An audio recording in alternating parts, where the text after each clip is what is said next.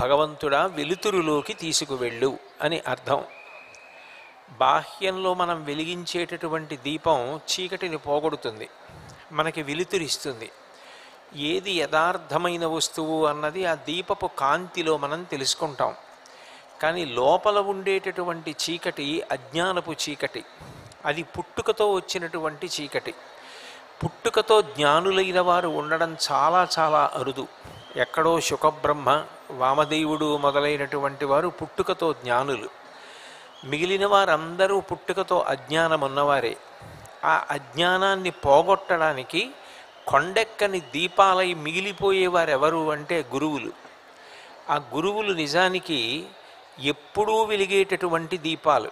మిగిలిన దీపాలు మనం ఏం వెలిగిస్తామో ఆ దీపానికి ఒక ప్రమిద ఉండాలి, అందులో నూనె కానీ నెయ్యి కానీ వేసి ఒత్తి వేసి అగ్ని సంపర్కం చేత వెలిగిస్తారు.